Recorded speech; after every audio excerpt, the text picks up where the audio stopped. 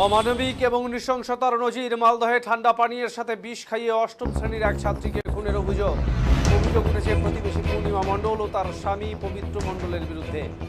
ঘটনায় লিখিত অভিযোগ দায়ের থানায় পলাতক অভিযুক্তরা।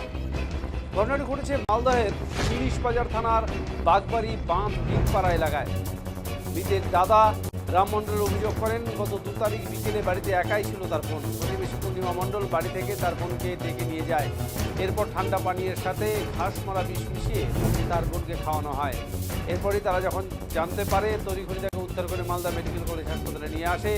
চিকিৎসা চলাকালীন আজ সকালে তার মৃত্যু হয়। তবে কী কারণে এই ঘটনা ঘটিয়েছে প্রতিবেশীরা, তা নিয়ে এখনও রহস্য রয়েছে মৃতের পরিবার। পুলিশ সূত্রে জানা গেছে, মৃতের নাম খুশি মণ্ডল, বয়স 15 বছর। শান্তাদেব হাই স্কুলের অষ্টম শ্রেণীর ছাত্রী ছিল খুশি। খুশিরা 3 ভাই বোন, সে সব থেকে ছোট। বাবা সমর মণ্ডল ভিন রাজ্যে কাজ করেন, মা চন্দনা মণ্ডল লোকের বাড়িতে কাজ করে সংসার প্রতিপালন করেন।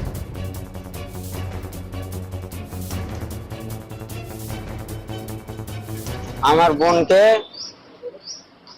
বিষ খাইয়ে মারা হয়েছে। যখন আমি আমার মা কাজে গেছিলাম, যখন আমার বোন বাড়ি গেল, ওখান থেকে বাড়ি গিয়ে বমি করছিল। ওই বাড়িতে প্রথমে ঝাড় দিচ্ছিল বলে, ঝাড় দিতে দিতে ডেকে নিয়ে গেছে। ওই পাশের বাড়ির পূর্ণিমা আর পবিত্র ডেকে নিয়ে যে তোমার ওইগুলা কোল্ড ড্রিঙ্কের সাথে খাওয়া হয়েছে, বিষ, ঘাস মারা বিষ খাইয়েছে। তখন বাড়ি গিয়েছে আমার বোন, আস্তে আস্তে বাড়ি গিয়ে উল্টি করেছে। উল্টি করার পরে আমার বোন থেকে আমার ছোট ছোট 2টা বোন আছে বাড়ির পাশে, ওরা জানতে পায়, মাকে বলে। তারপরে মা আসে বাড়ি, এরকম দেখতে পেয়ে মা কান্নাকাটি করছিল। মা তারপরে আমাদেরকে ফোন করলো, আমরা তাড়াতাড়ি ছুটে আসছি।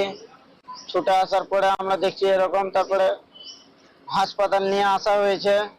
হাসপাতাল নিয়ে আসার পরে ডাক্তার বলেছিল কি, আমরা জানতে পারলাম তখন কি বিষ খাওয়া হয়েছে। ডাক্তার আমাদেরকে বললো এটা বিষ খাওয়া হয়েছে। বোন কি অজ্ঞান হয়ে গেছিল? বোন অজ্ঞান হয়নি।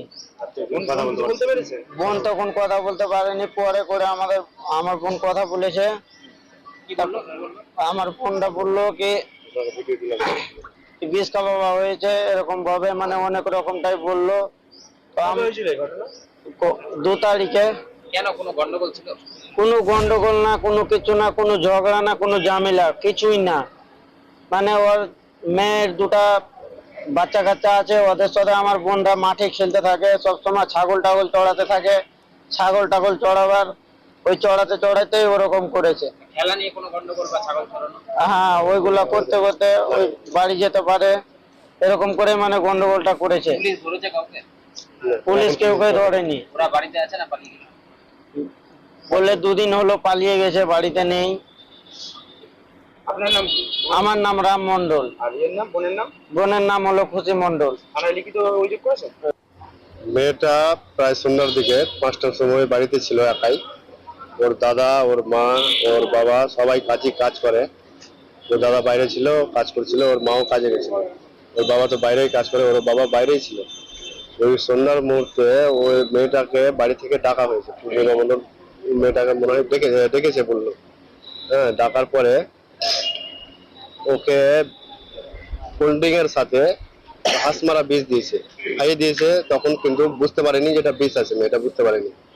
এবার বাড়ি গিয়েছে, যখন উল্টি করতে লেগেছে, উল্টি করার পরে কিছুক্ষণ পরে আমার মেয়েটার মা আসলো, আমার শাশুড়ি মশাই আসলো বাড়ি। এসে দেখছে যে আমার মেয়ে উল্টি করছে।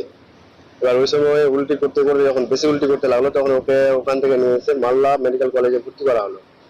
তারপরে ওখানে ডাক্তার চিকিৎসা করার পরে কিছুক্ষণ পরে, প্রায় 3 ঘন্টা পরে বলছে যে এটা বিষ জাতীয় দ্রব্য। সরাসরি বিষ ডাক্তারবাবু বলে না, এটা বিষ জাতীয় দ্রব্য আছে। এটা খাওয়ানো হয়েছে বা খেয়েছে, যাই হোক। হ্যাঁ, তারপরে যখন জ্ঞান ফিরেছিল কি বললো? জ্ঞান যখন ফিরলো, তখনকার মেয়ে বললো যে আমাকে ডেকে নিয়ে গিয়ে স্প্রাইটের সঙ্গে ঠান্ডার সঙ্গে খাইয়ে দিয়েছে। হ্যাঁ, আমি বুঝতে পারিনি যে এটা বিষ আছে, খেয়ে নিয়েছি। খাওয়ার পরে উল্টি হতে লেগেছে, তারপর থেকে আমার কোনো খেয়াল। মারা গেল কবে? মারা গেছে আজকে। কি কারণে মনে করছেন, কি কারণে এরকম করলো? আমরা তো এখন কোনো কারণে খুঁজে পাচ্ছি না। ওই মেয়েটা ওদের বাড়ি যাওয়া আসা করতো, এমনি ঘোরাঘুরি করতো ওদের বাড়িতে।